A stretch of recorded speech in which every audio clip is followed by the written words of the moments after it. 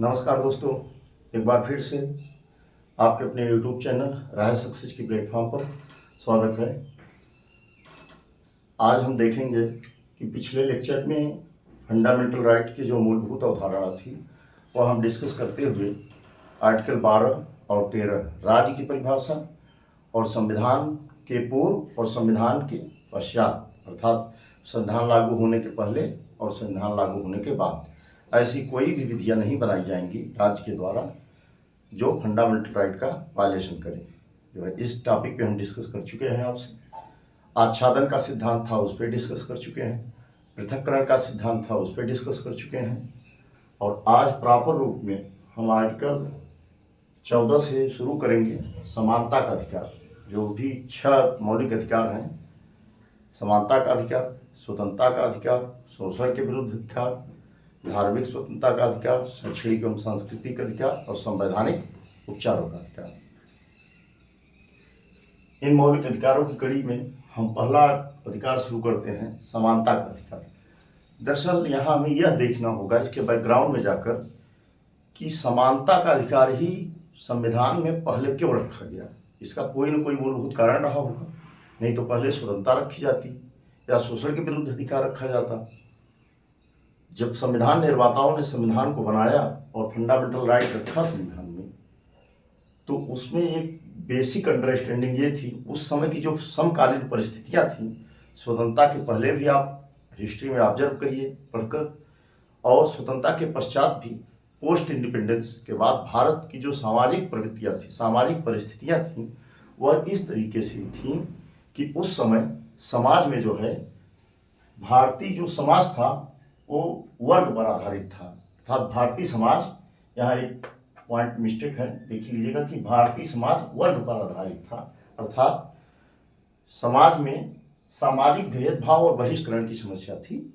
जो भारत में जो सोशल स्ट्रक्चर था उस समय, सामाजिक संरचना थी, उस समय वर्ग पर आधारित थी, एक अधिक्रम पर आधारित थी, हायरार्की व्यवस्था लागू थी।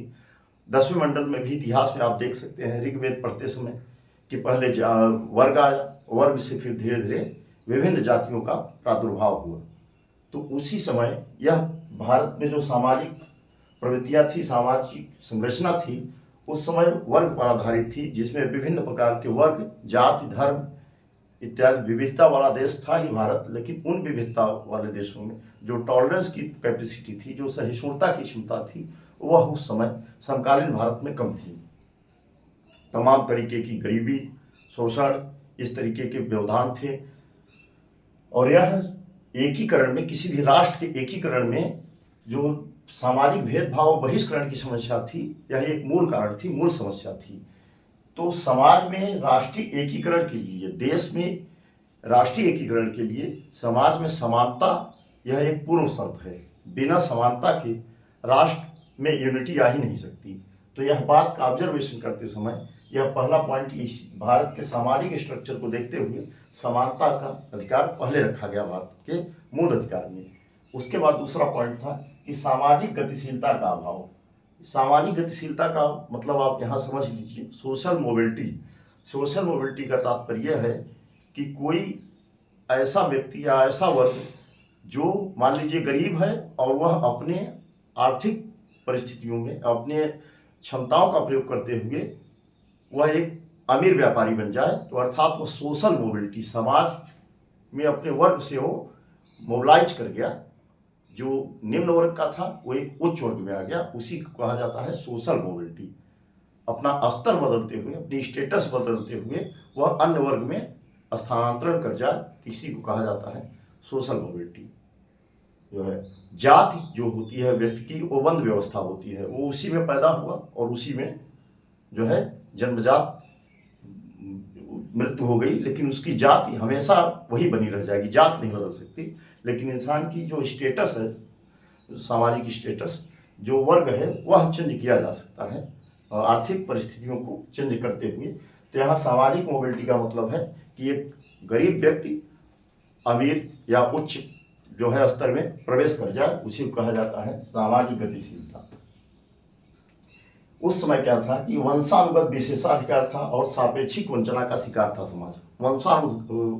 वंशानुगत विशेषाधिकार का तात्पर्य आप यहाँ समझ सकते हैं कि उस समय जमींदारी प्रथा विद्यमान थी भारत में।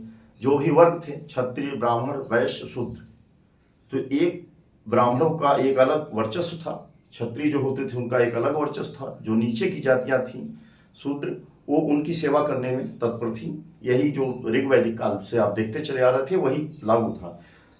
जो पितृसत्तात्मक समाज था भारत का, वो महिलाओं के प्रति भी हे दृष्टि रखता था उस समय, और समानता के इक्वल उनको नहीं समझता था। इसीलिए जो पेट्रियार्की सोसाइटी थी भारत की, जो संपत्ति का हस्तांतरण हुआ वो पुरुषों को हुआ। यहाँ भी असमानता का व्यापक स्तर विद्यमान रहा। यह समाज, इन सब चीजों को, सामाजिक जड़ता को समाप्त करने के लिए पहले समानता का अधिकार मौलिक अधिकार में रखा गया, जो कि सामाजिक जड़ता को समाप्त करने के लिए आवश्यक शर्त है और आवश्यक मूल तत्व है।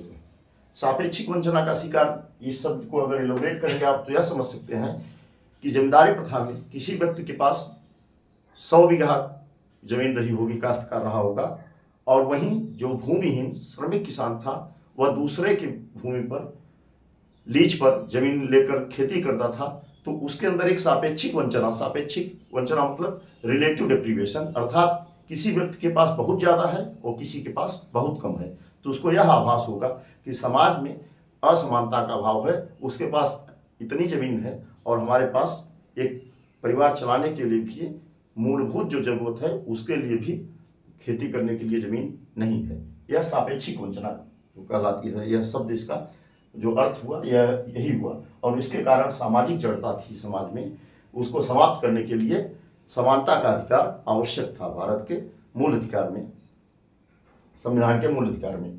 तीसरा पॉइंट क्या था कि सभी तक अवसरों की पहुंच हेतु बाधाएं थी। उस समय जो मान लीजिए कोई व्यक्ति है, अगर वो उत्तर प्रदेश से मुंबई की तरफ जाना चाहे तो जो उसकी बाधाएं थी यहाँ से जाने के लिए और आने के लिए, जो रोजगार संबंधी समानताएं थी, वह भी असमानता व्यापक स्तर पे थी कि कोई राज्य अन्य बहुत पिछड़ा रहा और कोई काफ़ी डेवलप रहा। तो इन सब चीज़ों को, डिजिटल बाधाएं, सामाजिक बाधाएं, भौगोलिक बाधाएं, इन सब चीज़ों को दूर करने के लिए समानता का अधिकार अति आवश्यक था। इसलिए भारत के संविधान में मौलिक अधिकार में सर्वप्रथम समानता का अधिकार रखा गया। आप इससे अब समझ सकते हैं, किसी भी टॉपिक को पढ़ने से पहले उसके बैकग्राउंड में, उसकी पृष्ठभूमि में जरूर जाना पड़ेगा कि आखिर समानता का अधिकार क्यों रखा गया भारतीय संविधान के मूल अधिकार में पहले ही। अब आप समझ सकते हैं कि क्यों रखा गया था। आइए अब हम आगे इसके नेक्स्ट आर्टिकल को देखते हुए देखेंगे कि आर्टिकल 14 समानता का अधिकार शुरू होता है आर्टिकल 14 से 18 तक। उसका पहला अनुच्छेद है आर्टिकल 14। आर्टिकल 14 में कहा गया है कि राज्य प्रत्येक व्यक्ति को विधि के समक्ष समता और विधियों का समान संरक्षण प्रदान करेगा, या फिर आप इसकी को अन्य शब्द में कह सकते हैं कि राज्य प्रत्येक व्यक्ति को विधि के समक्ष समता और विधियों के समान संरक्षण से वंचित नहीं करेगा। जो है दोनों भाव में आप इसको समझ सकते हैं। पहला, अगर कहीं लिखा रहेगा कि राज्य प्रत्येक व्यक्ति को विधि के समक्ष समता और विधियों का समान संरक्षण प्रदान करेगा, वही हुआ बात। अगर इसी को हम अलग शब्दों में कह देंगे कि राज्य प्रत्येक व्यक्ति को विधि के समक्ष समता और विधियों के समान संरक्षण से वंचित नहीं करेगा, दोनों का अर्थ सेम समझ में है। आइए देखते हैं कि रूल ऑफ लॉ, विधि के समक्ष समता क्या है। इक्वलिटी बिफोर लॉ, विधि के समक्ष समता यह एक नकारात्मक अवधारणा है। इसको लिया कहा गया था ब्रिटेन के डायसी, एक ब्रिटेन के डायसी थे, उनके द्वारा यह प्रतिपादित है और यह ब्रिटेन से प्रभावित है। यह एक नकारात्मक अवधारणा है, जो है नेगेटिव अप्रोच। उसका तात्पर्य, नेगेटिव अप्रोच का तात्पर्य क्या है कि विशेषाधिकारों का न होना। इसका यह कहना है कि विधि के समक्ष समता, विशेषाधिकारों का न होना, कानून के समक्ष सभी समान है, अर्थात रूल ऑफ लॉ जो है, कानून का शासन होगा, सर्वोच्च विधि होगी कानून, उसके सामने कोई भी भेदभाव नहीं होगा। वह चाहे राजा हो, चाहे राष्ट्रपति हो, या कोई भी हो सदस्य, सबके सामने, कानून के सामने सभी समान है। आप इसका एक बेहतरीन एग्जाम्पल देख सकते हैं, जो है लेडी जस्टिस। आप किसी न्यायालय में या कोई मुकदमे की सुनवाई होती है तो आप देखिए एक लेडी जस्टिस होती है, आँख में ब्लैक पट्टी बंधी रहती है और तराजू लिए वो जो है बनी रहती है, वहाँ उसकी स्टैचू बनी रहती है। तो इसका यही तात्पर्य है कि वो आँख पे पट्टी पड़ी हुई है, उसके सामने सभी समान है। वो चाहे किसी भी स्तर का व्यक्ति हो, उसका समाज में स्टेटस कुछ भी हो, लेकिन कानून के समक्ष वह सब इक्वल है। वह सभी को समान नज़र से, समान नज़रिए से, समान व्यवहार से ट्रीट करेगा। अर्थात यह रूल ऑफ लॉ को कायम करता है, कानून का शासन। कानून सभी से सर्वोच्च है। और इसका एक अपवाद है कि अनुच्छेद 361 जो है, यह अपवाद स्वरूप है कि राज्यपाल, राष्ट्रपति और जो दूतावास होते हैं उनको आप कार्यकाल के दौरान गिरफ्तार नहीं कर सकते हैं। जो दूतावास होता है वो वियना कन्वेंशन के द्वारा यह संधि की गई थी कि किसी भी कोई अन्य देश का जो राजदूत रहेगा, आप उसको बिना पूर्व सूचना के कार्यकाल के दौरान गिरफ्तार नहीं कर सकते हैं। यह अपवाद है। दो तीन चीज़ें, एक राष्ट्रपति है, एक राज्यपाल है, और फिर यहीं पे आप देख पाएंगे कि कुछ संसदीय विशेषाधिकार होता है एमपी और एमएलए के लिए, वह भी एक अपवाद स्वरूप है। तो राष्ट्रपति, राज्यपाल, एमपी, एमएलए अर्थात सांसद जो होते हैं, संसद के प्रतिनिधि, जो विधानसभा के प्रतिनिधि होते हैं संसद या सदन में, उनके लिए विशेषाधिकार होता है। उनको उनके कार्यकाल के दौरान सदन में की कार्यवाही में जो भी वो बात बोलेंगे उसके आधार पर उनको गिरफ्तार नहीं किया जा सकता है। यह अपवाद स्वरूप है। और कानून इनके समझ क्षमता प्राकृतिक न्याय पे आधारित है। यह धारणा, यह अप्रोच प्राकृतिक न्याय के आधार पर आप कह सकते हैं। नेचुरल जस्टिस का तात्पर्य है कि किसी भी व्यक्ति को अपने पक्ष में सुनवाई करने का अधिकार होना चाहिए। अपने पक्ष में जो भी गलत सही है उसको बोलने का उसको अधिकार होना चाहिए। किसी भी व्यक्ति को आप गिरफ्तार नहीं कर सकते हैं बिना कारणवश। अर्थात यह विधि, रूल ऑफ लॉ का कंसेप्ट अप्रोच लागू करता है कि कोई भी मनमानापन न हो पाए।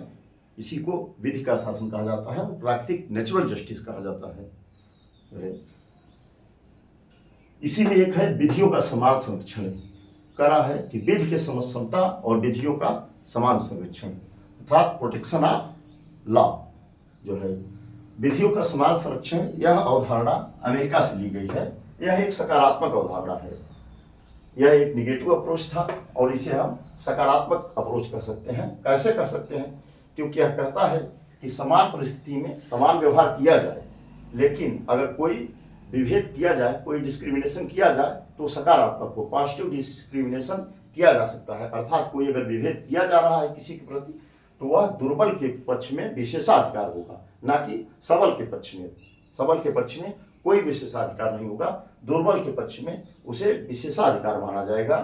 कि इसको आप देख सकते हैं हमारे भारत में दो टाइप का, पूरे विश्व के स्तर पर अगर हम देखेंगे तो इक्वलिटी दो टाइप की होती है। एक एब्सोल्यूट समानता मतलब पूर्ण समानता, एक आनुपातिक समानता। हमारे भारतीय संविधान में आनुपातिक समानता की बात की गई है, अर्थात परिस्थितियों के आधार पर समानता। और प्रोटेक्शन ऑफ लॉ, विधियों का समान संरक्षण आप एक एग्जाम्पल से समझ सकते हैं कि मान लीजिए कोई दो व्यक्ति हैं, ए और बी, दोनों एपीएल के कैंडिडेट हैं, अर्थात पॉवर्टी लेवल से ऊपर के।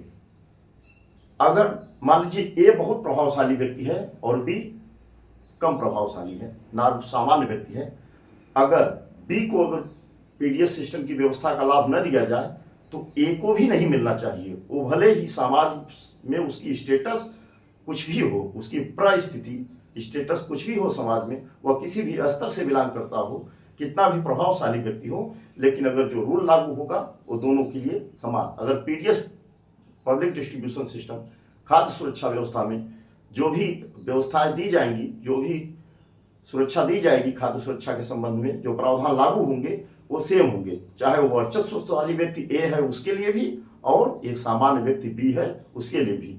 तो यहाँ से यह कंसेप्ट जो है अवतरित होता है कि विधियों का समान संरक्षण, अर्थात जो रूल था उसका इक्वल प्रोटेक्शन किया गया।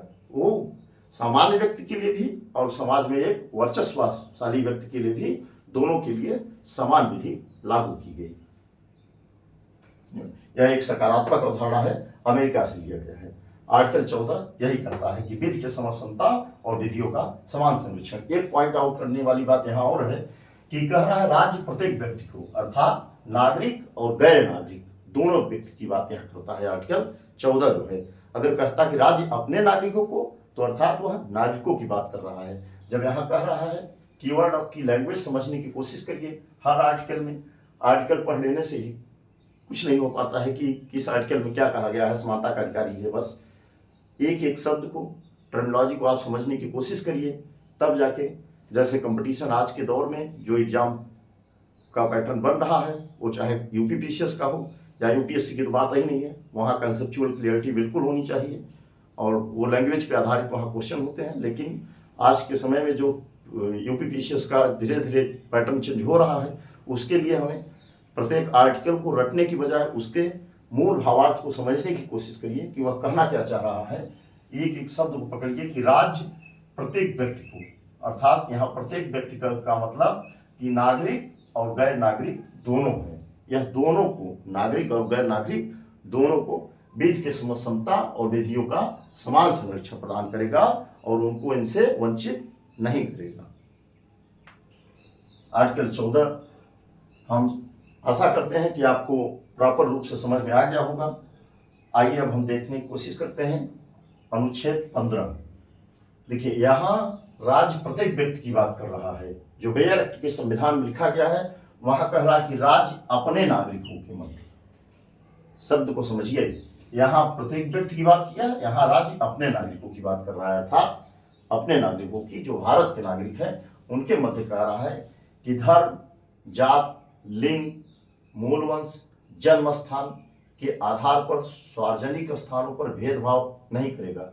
यही अगर आप 15 का एक पढ़ने की कोशिश करेंगे कि आर्टिकल 15 का सब क्लास 1, सब क्लास 2, सब क्लास 3, अगर इसको देखने की कोशिश करेंगे तो आर्टिकल 15 के 1 सब क्लास 1 में कहा गया है, यही बात की गई है। और आर्टिकल 15 के सब क्लास 2 में यह बात की गई है बेयर एक्ट में। आर्टिकल 15 के सब क्लास 3 में यह बात की गई है जो है, और आर्टिकल 15 के सब क्लास 4 में यह बात की गई है। हर चीज़ें लिखना जरूरी नहीं है कि आर्टिकल वाइज आप लिखिए, बस उसका मूल तत्व तो जाने रहिए।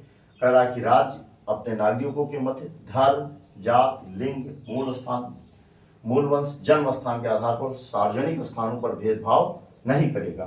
सार्वजनिक स्थानों के मतलब आप यहाँ समझ सकते हैं कुआं, तालाब, नाई के यहाँ अगर आप बाल बनवा रहे हैं तो ऐसा कोई कानून नहीं होगा।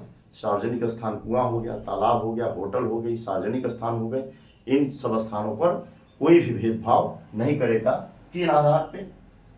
5 आधार पे।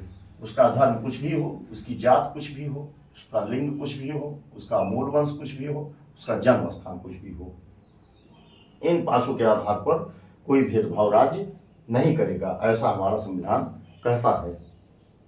लेकिन इसी में 5 अपवाद जुड़ा हुआ है कि यह 5 अपवाद रहेंगे। महिलाएं, बच्चे, एससी, एसटी और ओबीसी, अन्य पिछड़ा वर्ग के लिए यह संविधान में बात यही लिखी गई है कि यह बातें कि महिलाएं, बच्चे, एससी, एसटी और ओबीसी के लिए कोई यह अपवाद है। जैसे आप इसको समझ सकते हैं इस तरीके से कि जैसे महिलाओं के लिए कोई बस या किसी भी ट्रेन में एक रिजर्वेशन, एक उनकी एक कोच अलग रिजर्व कर दिया जाता है महिलाओं के लिए कि इस कोच में सिर्फ महिलाओं के लिए सीट है, या बसों में आप देखिए महिलाओं के लिए अलग सीट आरक्षित की जा सकती है। तो हम आप इस पर प्रश्न नहीं कर सकते हैं कि वहाँ हम भी बैठेंगे या हमारे लिए सीट क्यों नहीं आरक्षित है क्योंकि संविधान यह पहले ही बात बोल दे रहा है कि 5 अपवाद रहेंगे। महिलाएं अपवाद में रहेंगी, बच्चे अपवाद में रहेंगे, एससी अर्थात अनुसूचित जाति, अनुसूचित जनजाति और अन्य पिछड़ा वर्ग, यह 5 अपवाद स्वरूप रहेंगे। बच्चों की एग्जाम्पल से आप समझ सकते हैं कि चिल्ड्रन पार्क बनाया जा सकता है जिसमें यह प्रोहिबिटेड होता है कि प्रवेश वर्जित होता है कि इस पार्क में सिर्फ बच्चे जाएंगे और कोई नहीं। तो वहाँ यह कोई जबरदस्ती नहीं कर सकता है कि नहीं यहाँ ऐसा क्यों किया गया है, यहाँ विधि के समक्ष समता नहीं है, इक्वलिटी बिफोर लॉ नहीं है, क्योंकि यह संविधान पहले ही लिख दिया था कि यह 5 अपवाद स्वरूप रहेंगे। यही संविधान की एक बात जो संविधान निर्माताओं ने कहा था, संविधान की जो है, संविधान खुद बोलता है क्या कि एक संविधान निर्माताओं द्वारा एक कथन था जो है कि हर मुसीबत और मुकम्मल का मैं जवाब हूँ, अगर कभी फुर्सत मिले तो मुझे पढ़ना मैं भारत का संविधान हूँ। यह तथ्य जो है, हर मुसीबत का मैं मुकम्मल जवाब हूँ, कभी फुर्सत मिले या समय मिले तो मुझे पढ़ना मैं भारत का संविधान हूँ। संविधान निर्माताओं ने यह बात पहले ही देखी, उनका विजन और उनका दर्शन कितना आगे था कि यह बात तो समझ सकते थे पहले ही कि आगे चल के यह बातें उठेंगी। आज अगर यह बातें न लिखी होती तो आज के पेट्रियोटिक समाज जो सोसाइटी है, हमारा पितृसत्तात्मक समाज है, वह इस पर भी बात कर देगा कि वहाँ सीट क्यों रिजर्व की गई है।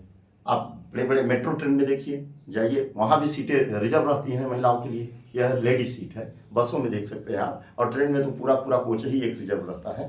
तो यह अपवाद स्वरूप जो भी नियम कानून समाज में जो चल रहे हैं, कभी ऑब्जर्व कर लिया, वो कहीं ना कहीं संविधान के दायरे में ही रहते हैं। तो यह चीजें अपवाद स्वरूप थी 5। ये आर्टिकल 15 का 3 है, अर्थात आर्टिकल 15 का सब क्लास 3 में यह बातें की गई हैं। इसी को आधार बनाते हुए पहला जो संशोधन किया गया आर्टिकल 15 में, 15 की 4 में पहला संविधान संशोधन 1951 के द्वारा यह बात शामिल कर दी गई जो है कि राज्य विशेष प्रावधान कर सकता है सामाजिक एवं शैक्षणिक रूप से पिछड़े वर्ग के लिए, अर्थात ओबीसी। दोनों बातें यह कह रहा है कि सामाजिक पिछड़ा भी हो और शैक्षणिक पिछड़ा भी हो, अर्थात सोशल बैकवर्ड भी हो और एजुकेशन बैकवर्ड भी हो।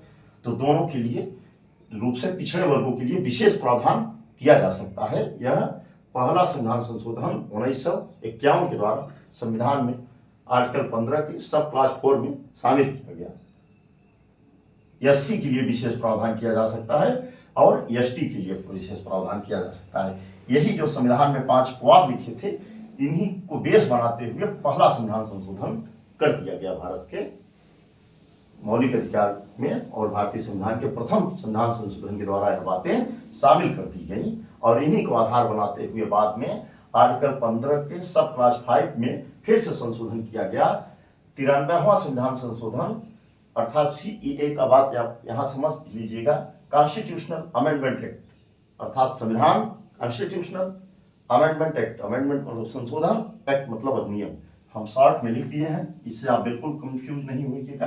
कॉन्स्टिट्यूशनल अमेंडमेंट एक्ट अर्थात संविधान संशोधन अधिनियम 2005 के द्वारा यह बात शामिल की गई फिर से कि शिक्षा संस्थाओं, निजी शिक्षा संस्था सहित अल्पसंख्यक शिक्षा संस्थान यहाँ अपवाद स्वरूप हैं, उनको छोड़कर ओबीसी, एससी और एसटी, इनके लिए विशेष प्रावधान किया जा सकता है। एडमिशन में, नामांकन में जो है विशेष प्रावधान किया जा सकता है। यह बातें आर्टिकल 15 के सब क्लास 5 में शामिल किया गया 93वां संविधान संशोधन 2005 के द्वारा। और इसी तथ्य को मद्देनजर रखते हुए संसद द्वारा नामांकन में आरक्षण अधिनियम 2006 पारित कर दिया गया। और सरकारी संस्थाओं में उच्च शिक्षा संस्थान जो है, यह मात्र सरकारी संस्थाओं के लिए है, उच्च शिक्षा संस्था जो हायर एजुकेशन है, उसमें नामांकन एडमिशन में रिजर्वेशन प्रणाली लागू हो गई। और यहीं पे नामांकन में जो आरक्षण लागू हुआ ओबीसी को 27%, यह इसी से शुरुआत हो जाती है इसकी, वह है 93वें संविधान संशोधन अधिनियम 2005 के द्वारा यह कानून बनाया गया। और बाद में एक अलग से अधिनियम बना दिया गया संसद के द्वारा, नामांकन में आरक्षण अधिनियम 2006, जो हायर एजुकेशन में आरक्षण प्रोवाइड करता है सिर्फ सरकारी शिक्षण संस्थान के बारे में। और इन्हीं सबको बेस बनाते हुए लेटेस्ट जो संविधान संशोधन किया गया, यहाँ जगह कम होने के कारण हम उसको यहाँ लिख दिए थे शॉर्ट में। आर्टिकल 15 के सब क्लास 6 में 103वां संविधान संशोधन अधिनियम 2019 को पारित किया गया। और सामान्य वर्ग के जो व्यक्ति थे, आर्थिक रूप से ईडब्ल्यूएस, इकोनॉमिकली वीकर सेक्शन के जो लोग थे, उनके लिए 10% आरक्षण का प्रावधान किया गया, रिजर्वेशन दिया गया जो है सामान्य वर्ग के व्यक्ति के लिए ईडब्ल्यूएस कोटा दिया गया। 10% जो सामान्य वर्ग के व्यक्ति थे, जो आर्थिक रूप से कमजोर हैं, उनके लिए 103वां संविधान संशोधन अधिनियम 2019 जो है बनाया गया। आर्टिकल 15 के सब क्लास 6 में उनको एडमिशन में आरक्षण प्रदान किया गया। यह बात रही आर्टिकल 14 और 15 की बात। दरअसल यहाँ समय की बात नहीं रही और स्पेस भी कम रहा। और दूसरी बात, अगर एक बार में हम आपको सारी चीज़ें डिलीवर कर सकते थे कि आर्टिकल 15 में क्या कहा गया है, आर्टिकल 16 में क्या कहा गया है, आर्टिकल 17 में क्या कहा गया है, आर्टिकल 18 में, 5 मिनट का लेक्चर है। अगर 5 मिनट में कोई भी व्यक्ति चाहे तो बता सकता है, लेकिन एक बेसिक अंडरस्टैंडिंग के लिए आपके दिमाग में यह कंसेप्ट डेवलप हो जाए कि किस आर्टिकल में क्या बातें कही गई हैं। आगे जो आप न्यूज़पेपर पढ़िए, जो संशोधन होता रहे, बीच बीच में जो बातें कही जाती रही आरक्षण पे, जो है उस अगर आप पढ़ें तो उसको प्रॉपर रूप से समझ सकें और अपने अनुच्छेद का जो मूल भावार्थ है, जो मूल तत्व है, उसकी बातों को उसको समझने की कोशिश करिए। इसलिए हम आपको एक प्रॉपर वे में ओरिएंटेड एक बेहतरीन क्लास देने के लिए हमने बताया कि भारतीय संविधान के मूल अधिकार में समानता का अधिकार पहले क्यों रखा गया। समानता के अधिकार के बाद तब हम प्रॉपर रूप से अनुच्छेद को स्टार्ट किए यहाँ आगे। अब समानता के अधिकार में एक लेक्चर और बचेगा, जिसमें हम 16 की बात करते हुए 17 और 18 को कंप्लीट करेंगे। फिर अगला स्वतंत्रता के अधिकार शुरू करेंगे। थोड़ा सा समय लगेगा, लेकिन एक बार अगर आप प्रॉपर रूप से क्लास को सुन लेंगे, समझ लेंगे, तो हम आशा करेंगे कि आपको कोई भी ऐसा संशय नहीं रहेगा अपने सिलेबस को लेकर और अपने आर्टिकल जो भी अनुच्छेद हैं उसमें को समझने के लिए कोई भी संशय का सामना आपको नहीं करना पड़ेगा चुनौतियों का। इसलिए हम थोड़ा सा समय लिए और लेकिन बेहतरीन और एक ओरिएंटेड क्लास आप तक पहुंचाने की कोशिश रहेगी। आज तक के लिए यही, आगे के लेक्चर में हम आएंगे इसी की नेक्स्ट कड़ी में आर्टिकल 16, 17 और 18 को लेकर।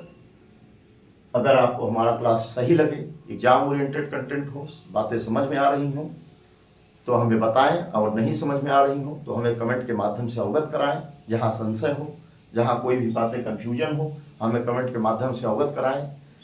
अवगत कराने के बाद जो भी हमसे हो सकेगा पूरा मॉडिफिकेशन करते हुए हम आप तक एक बेहतरीन एग्जाम ओरिएंटेड कंटेंट पहुंचाने की कोशिश रहेगी हमारी।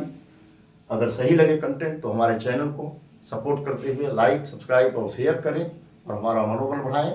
तब तक के लिए जय हिंद, जय भारत।